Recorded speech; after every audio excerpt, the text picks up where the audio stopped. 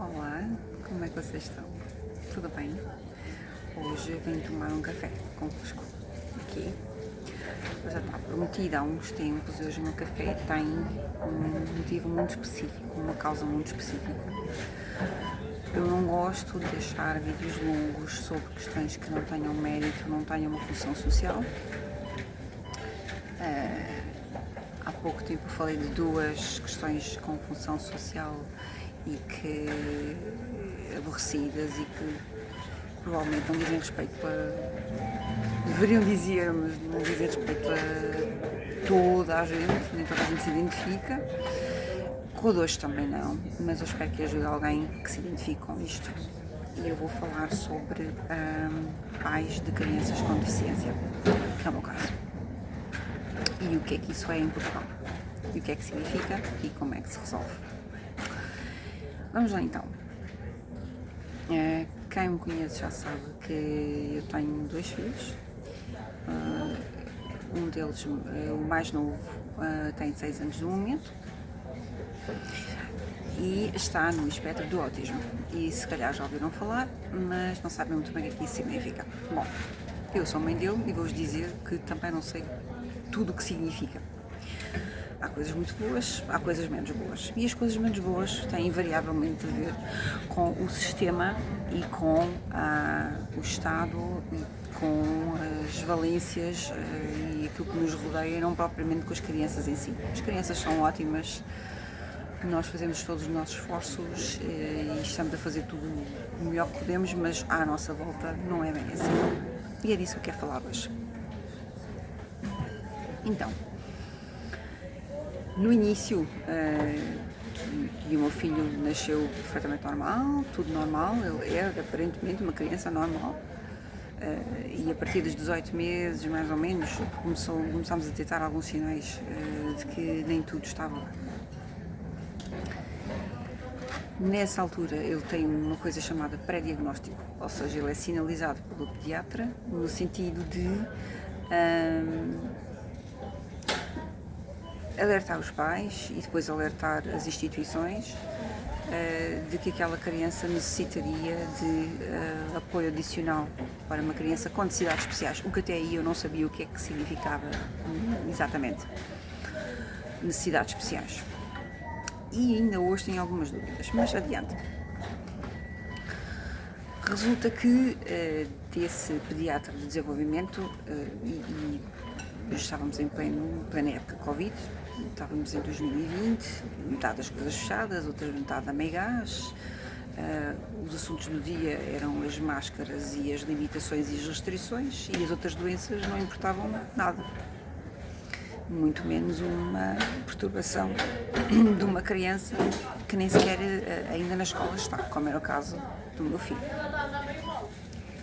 Na altura, o que me valeu foram mesmo depoimentos como este que eu estou a fazer hoje, de outras pessoas, de outros países, de outros continentes, e que já tinham passado por tudo isto e que iam informando do que é que era o espectro do autismo e o que é que se podia esperar. E o que se pode esperar são coisas muito variáveis, dependendo de caso para caso e de criança para criança. Portanto, atenção ao que eu vou dizer aqui hoje, não se assustem, porque não irá acontecer necessariamente convosco nem com a vossa criança, mas só para saberem que é uma possibilidade. O Diogo não estava a aprender a falar, portanto era considerado, e foi considerado durante 4 anos não verbal, absolutamente não verbal. Não tinha gestos, não apontava, não dançava, não tinha nenhum tipo de socialização, ainda hoje tem muita dificuldade de socialização e tem um comportamento que é considerado atípico. Mas desde logo me alertaram para uma coisa muito importante e que eu não entendi o que isso queria dizer, e que era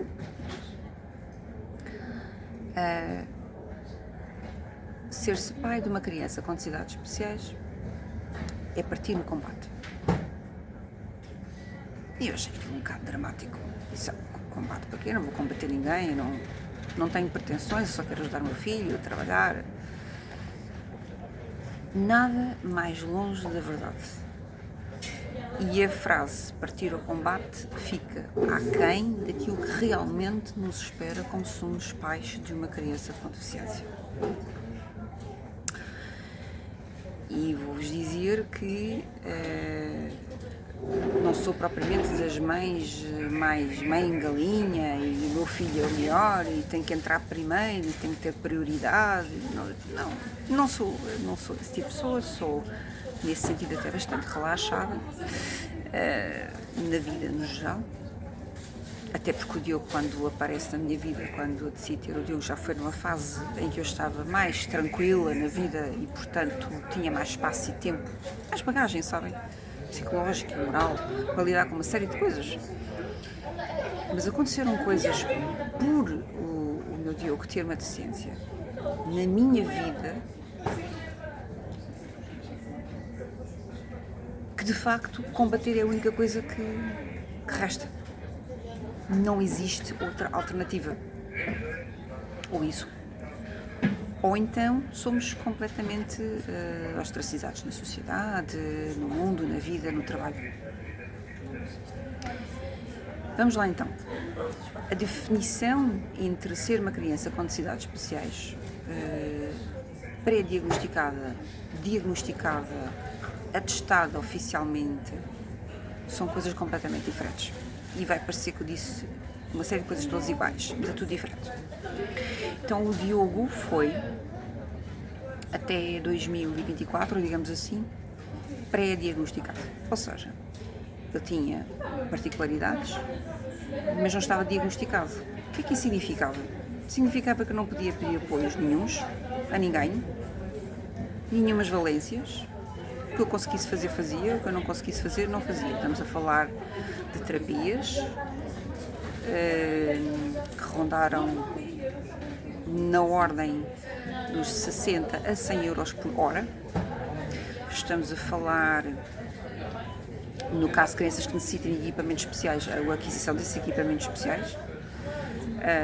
No caso dos autismos, temos ali algumas particularidades na alimentação, a rejeição ao leite, é logo as primeiras coisas, mas isso saiu um bocadinho, ninguém associou logo ao autismo nem coisa nenhuma, porque há muitos bebés que são assim. Depois rejeições alimentares, rejeições a materiais, rejeições a roupas, a tecidos, texturas, sons. Aquilo é uma complicação que leva ali uma série de gestão que, enfim, requer ali alguma gestão lá. Pronto. Depois podemos falar mais particularmente desse aspecto.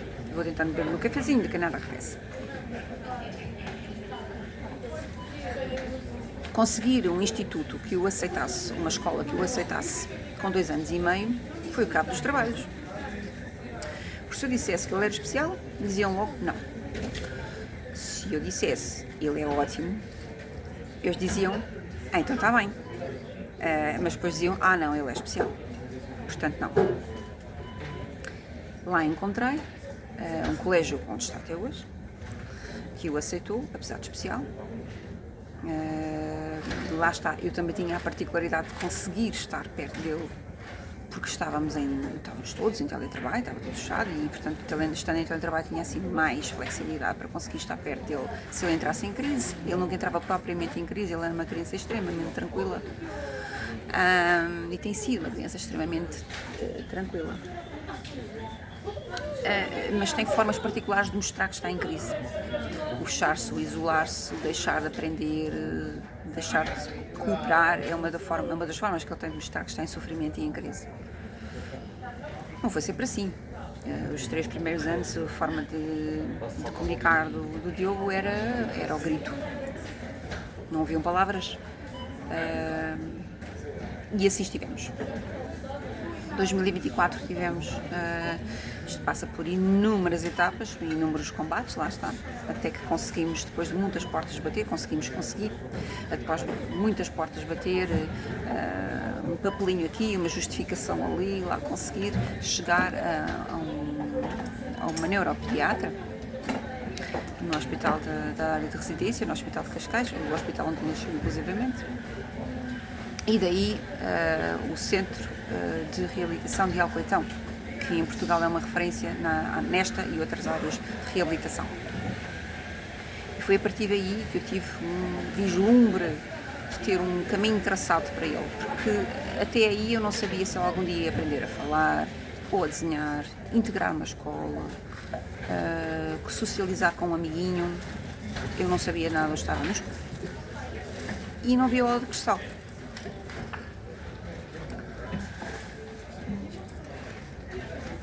Eu fiz uma paragem, porque a grande diferença entre ter um Diogo diagnosticado, ou pré-diagnosticado, que é não diagnosticado, significa nada, significa que se o trabalho tivermos que sair é quase como se não tivéssemos justificação, se precisarmos de algum tipo de medicação especial ou de alguma coisa especial, não temos que dar mil e uma justificações. Eu lembro que eu precisava e precisa, de vez em quando ainda, de um medicamento em particular para o auxiliar a gerir o muco, porque a questão da socialização afeta também a forma como eles lidam com tudo o que entra no organismo e tudo o que sai do organismo. Portanto, há ali questões relacionadas com o músculo. Eu tive N infecções respiratórias por não conseguir gerir, e havia um spray em particular que eu ajudava muito, mas que só se pode vender a adultos, portanto eu ia precisar de uma declaração especial. Estão a ver as particularidades que tem uma situação destas. Muito importante ter um diagnóstico que ajude depois para apoiar nestas situações específicas. Sempre que ele se atrapalhava com os mucos, ou sempre que ele se atrapalhava com a respiração, isso significava que eu não podia dormir, ou que o pai dele na altura não podia dormir, ou quem estivesse com ele, não era um ou era o outro, ou eram os dois, ninguém podia dormir, com medo que ele se engasgasse durante o dia, porque ele não sabia simplesmente gerir uma situação dessas. A gente pensa que socialização é falar e cumprimentar as pessoas. Não, socialização é o contacto com o exterior, tudo. O ar, os líquidos, materiais, texturas, sons, cores, tudo. Luzes. Bom, tendo o Diogo diagnosticado e com o diagnóstico feito em primeiro lugar pela APPDA, no nosso caso, há N associações que ajudam em determinadas particularidades de crianças com necessidades especiais, no nosso caso a APPDA, uma ligada ao autismo, onde teve um primeiro diagnóstico a sério feito, mas que mesmo assim veio aqui trazer algum embalo para resolver algumas situações, mas não é oficial o suficiente, porque é pago. E depois veio então a luz ao fundo do túnel, que é o Centro de Reabilitação de Alcoitão, que não é público, mas também não é privado, mas é respeitado e, portanto, formalizou ali muitas coisas. Aligerando esta conversa, o Diogo passou a ser então diagnosticado autista. E isso significou, eu consigo explicar o que se passa, que sempre que tem que sair um bocadinho mais cedo, ou que chega um bocadinho mais tarde, ou que tem que atender um telefonema urgente que me fazem da escola, esse tipo de coisa. Só que isso traz o quê? A reboque. E é por isso que eu estou a fazer esta gravação, este vídeo, para tentar ajudar quem esteja na mesma situação e prepará-los e dizer-lhes onde é que está a solução. Primeiro problema, os nossos trabalhos. Ou nós trabalhamos por conta própria, conseguimos gerir mais ou menos os nossos tempos, não trabalhamos de dia, trabalhamos de noite, não trabalhamos de noite, trabalhamos de madrugada, por aí fora. Ou então vamos ter um problema sério. Se eu tivesse feito silêncio e algum secretismo em torno do facto, número 1, ter filhos, e eu trabalho numa entidade em que não suporta pessoas que têm filhos, os trata extremamente mal. Extremamente mal. Eu nunca tive uma entidade patronal como esta que não fizesse um único encontro ou uma única situação em que os pais levassem os filhos, sabem, aqueles team buildings. Onde eu trabalho é um banco onde não existe isso, nem nunca existiu. Eu achei estranho, mas agora já não acho nada estranho, já acho tudo normal. Mas eu vou-vos dizer, começou uma verdadeira odisseia que ainda hoje estou a experimentar. E quem me acompanha no Facebook sabe o que é que eu estou a falar.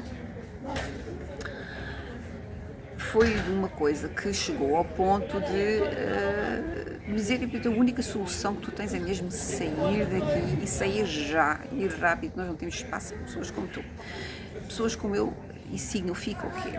Isto para se prepararem se acontecer a vocês. As entidades patronais não gostam de pais de crianças, não gostam de pais de crianças, não gostam de pais de crianças com deficiência.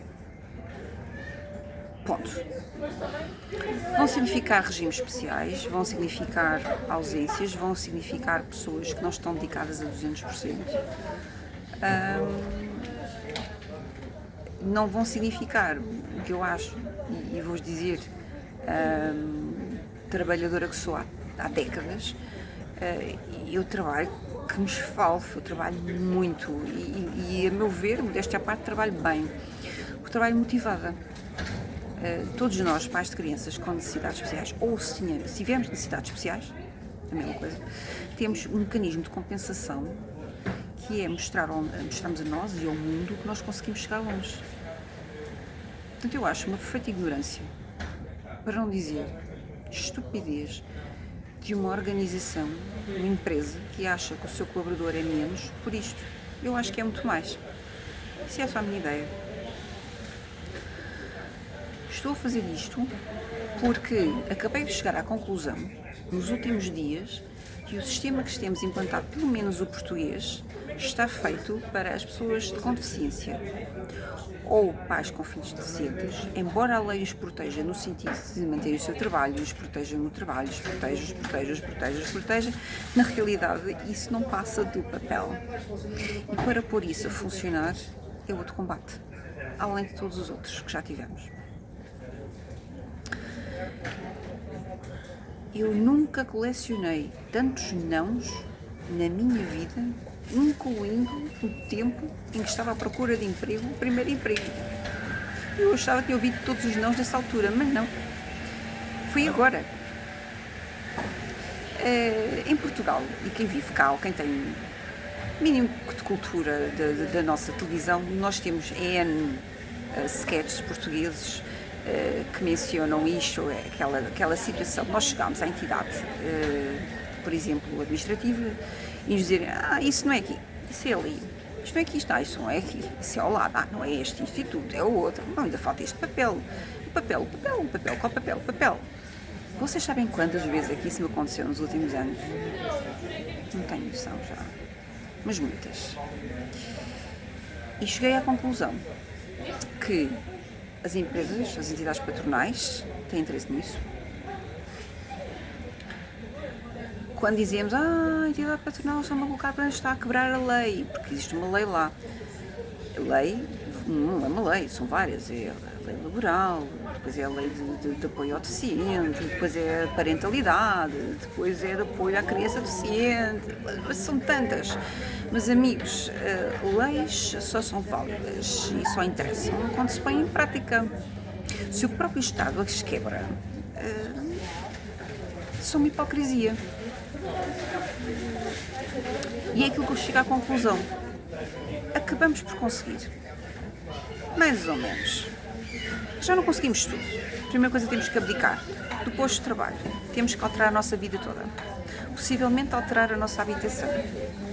Porque nem pensem que vão conseguir portas abertas para coisas como instalar escadas especiais ou elevadores especiais ou sítios para deficiente. Isso é partir as duas pernas. Se pedirem apoio às instituições ditas oficiais, vão dizer assim, mas você sozinha não pode obrigar, os outros têm que concordar. E você vai lá e acena com a lei. E eles dizem, então é a lei, mas olha, os outros têm que concordar, mas não podes respeitar os outros. E você diz, mas então a lei existe para quê? Isto passa-se a todos os níveis. Isto passa-se com os condomínios, isto passa-se com as escolas, isto passa-se com prioridades, isto não sei por mim porque eu não lutei por isso, mas percebi que isso se passava, ultimamente passa-se para manter um posto de trabalho. Eu ontem ouvi de uma pediatra, que estou para confirmar se de facto é pediatra, que ouça, a sua vida, dizia-me ela, a sua vida, e como a de todos nós, é feita de prioridades. A sua prioridade neste momento, escutem, esperem, vou-vos um espaço, beber um bocadinho de café só. Já está frio. Está tanto frio hoje aqui. Onde é que estávamos? A sua prioridade, dizia-me ela. E eu dizia, a sua prioridade é o seu trabalho. Se você não trabalhar, não põe comida na mesa. Cria-se a morrer à fome.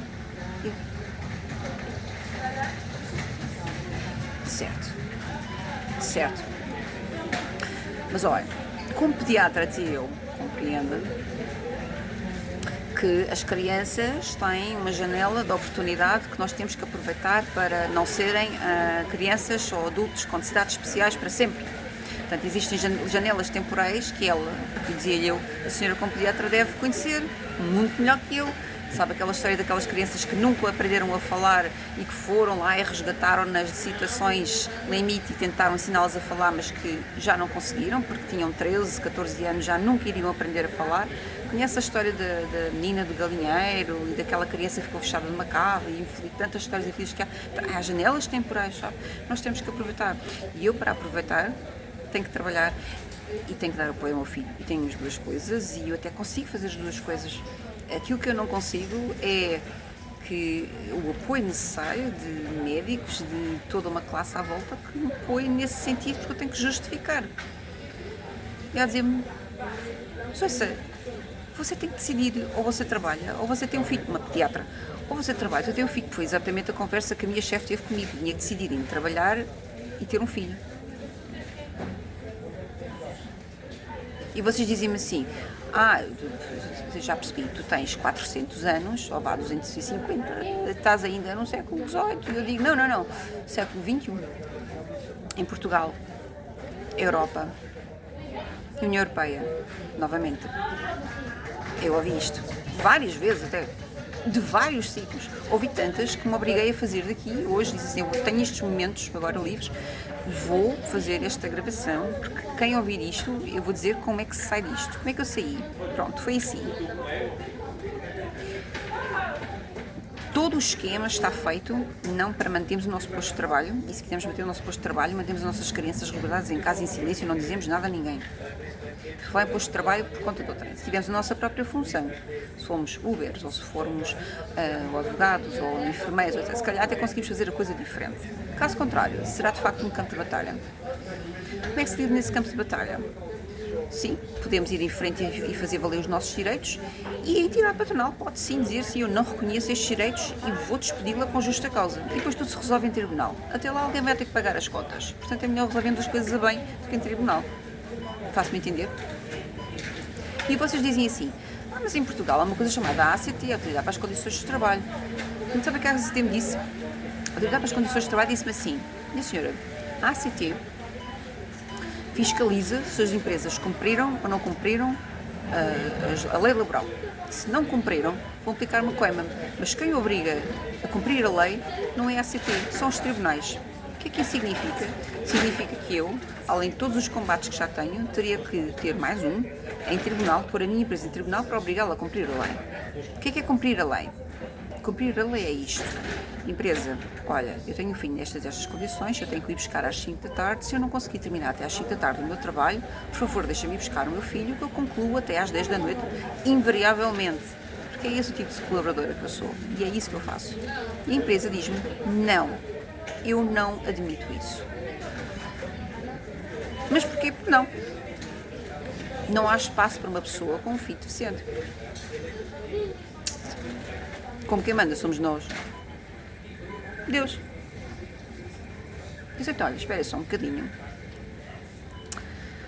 que eu vou falar com os pediatras, etc. E ver se existe aqui uma situação intermédia. É evidente que uma empresa em tribunal não pode despedir assim, não é? Nem mesmo um banco. Poder pode. Pode-se fazer isso e muito mais, não é? Mas para não cair ali num desparramo muito grande e depois ia tudo parar em tribunal na mesma, e depois iam ter que me readmitir e era uma carga de trabalhos. Então eles não fazem isso para já, não é?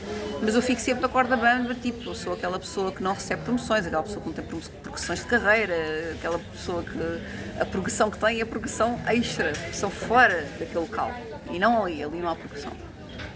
E cumpriram mesmo, foi uma coisa que cumpriram à risca, disseram, nós vamos fazer tudo aquilo que nós pudermos para tu sair. Só que não me disseram era sair sem proteção nenhuma, isso é que não.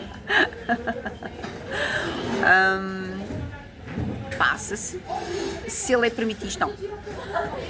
Se há forma de fazer cumprir a lei, bom, sair para o tribunal, não. Se os médicos vão fazer isto, não, porque não são advogados, são só médicos. Então quem faz?